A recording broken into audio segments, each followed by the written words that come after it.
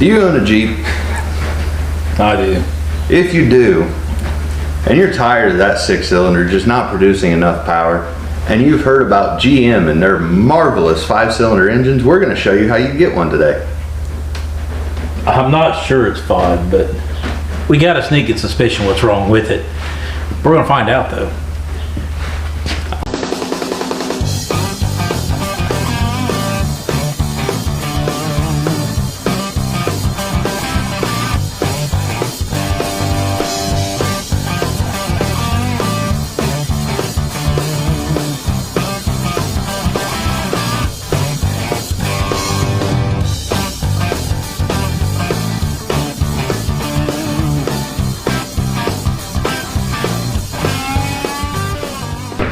Alright guys, as Kagan alluded to, we're pretty sure this thing has got at least one cylinder that is no worky no more.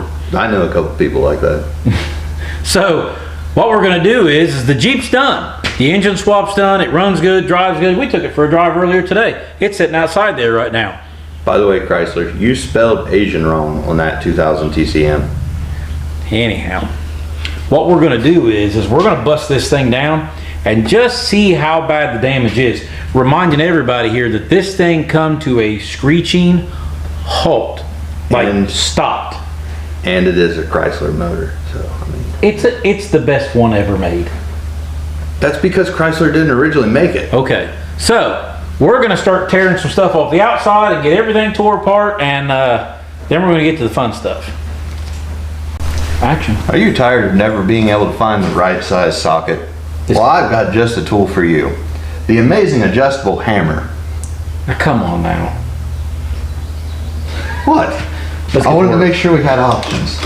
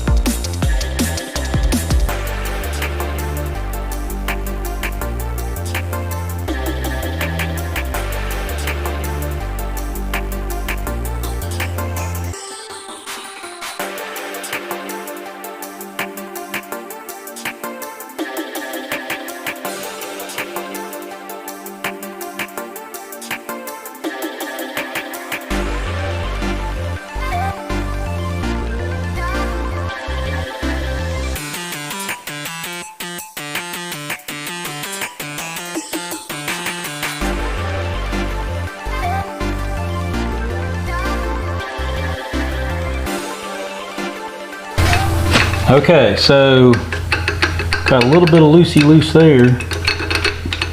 Yeah, that's like extremely loose.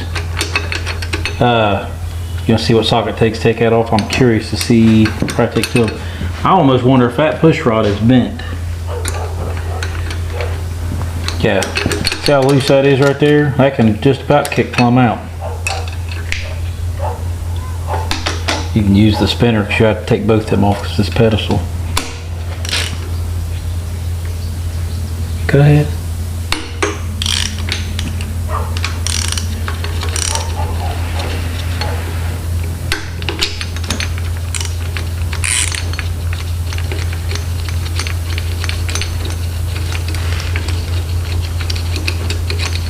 Man, they're real slick, like they're covered in oil. Oh yeah, look at that right there. Straight as an arrow. Straight as an arrow. That goes to prove right there, just because you're different doesn't mean you're useful. What's that supposed to mean? Just saying. And that one's a little bit, but not bad. This one right here, this one is junk. So. Oh, you can put that in a vice straightener right back out. Yeah. So, we're going to lay this in the carnage pile for sure. We'll lay that one with it. That's not terrible, but this one right here. So, now, what this tells me is that something has come in contact with that valve, because I know this thing didn't have a sticking valve, because it ran just fine. It didn't just stick all of a sudden. It was going down the road. Well, I mean, it stuck all of a sudden. Well, it stuck all of a sudden, yeah. So something was coming up at the same time that valve was going down, and it made sure that, yeah. So, carnage pile. Let's see what else is going on. That tells us that definitely that cylinder right there has a problem. All the rest of these are tight and feel pretty good. Told you it was a 5-cylinder. Yeah, well, it's definitely, there's something wrong with that one right there. So, I guess the next thing is let's just pull the head off of it. Right? Pulling what off of it? The head. Okay.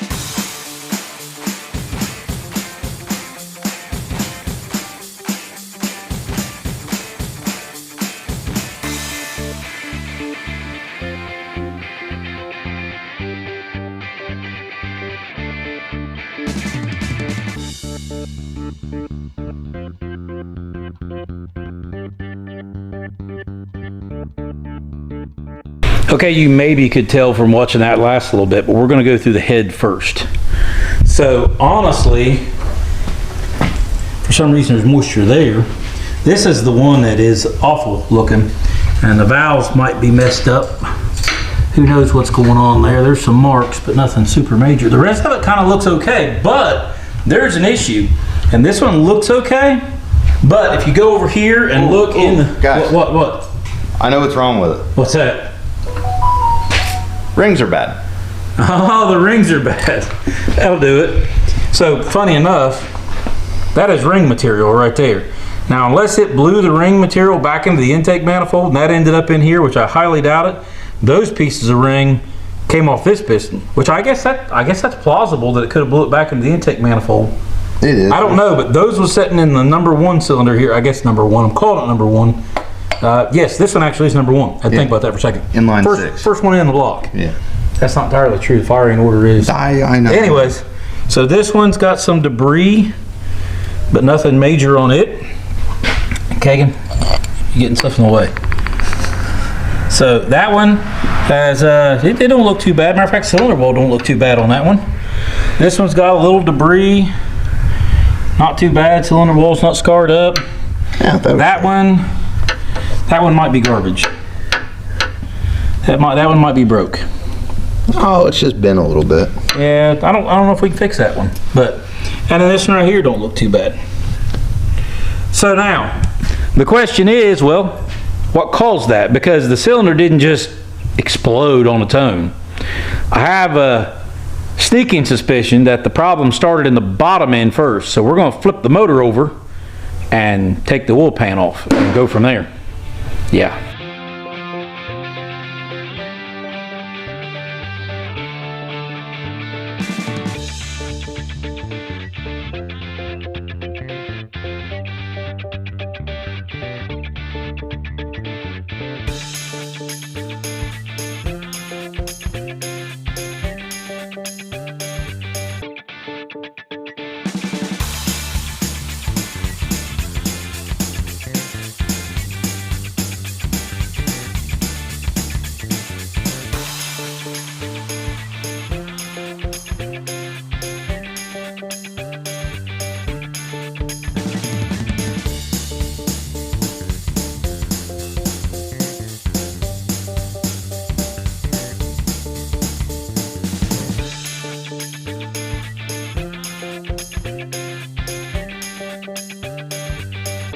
So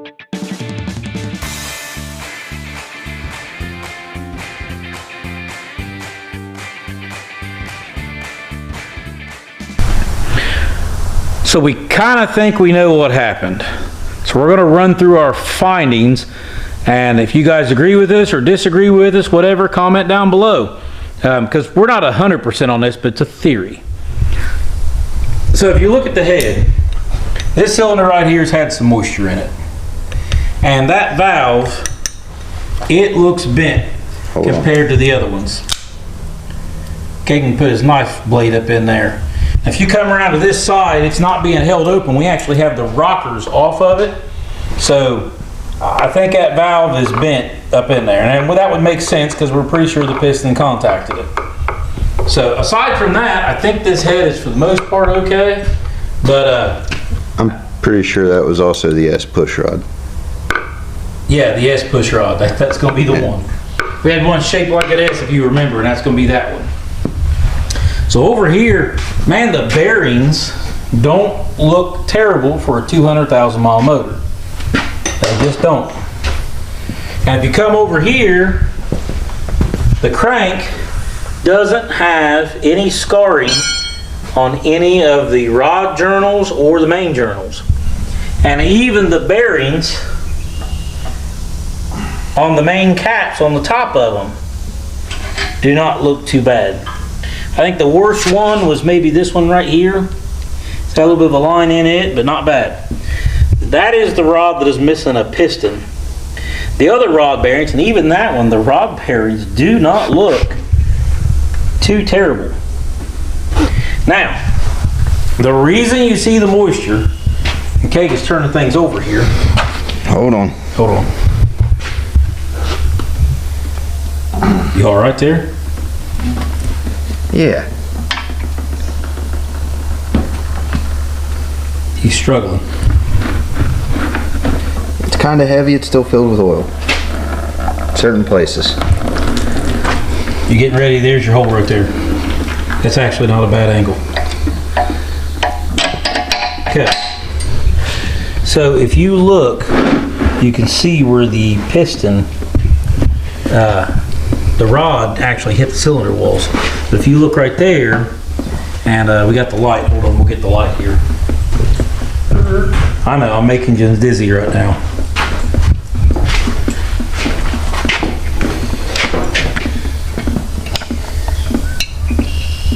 See right through there.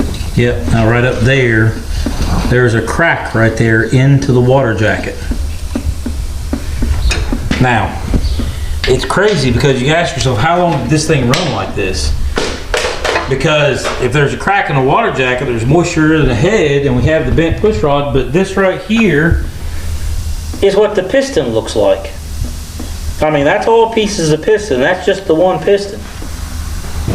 So, all the bearings look good. We're really not sure what happened initially, other than if that crack happened first, maybe it hydrolocked.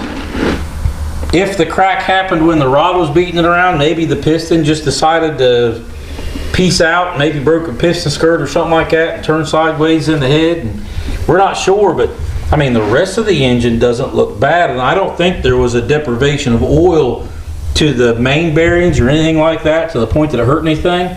I mean, even coming over here to the cam and the other rod bearings, I mean, the cam lobes, and there's a peak right there, and there's a peak right there, and there's one right there, one right there. I mean, they're not like massive wear on them or scratches or deep gouges, and even the lifters don't have like big cupping going on or nothing like that. So we ran this thing 4 quarts low on oil, and I thought for sure we was going to find like some major oil deprivation problems, but it doesn't seem to be that way. So I guess that's kind of it for our findings. We got a mess to clean up here and put up before we quit for tonight. But Kagan, words of wisdom. I really don't have any on this one. I'm as confused as you guys. I don't know whether or not the crack happened first or the disintegration happened first. The moral of the story is when it comes to a Jeep motor 6 is better than 5. Yeah. And also, change your oil regularly and make sure it has it in it. Make sure it has it in it. Guys, we appreciate you watching.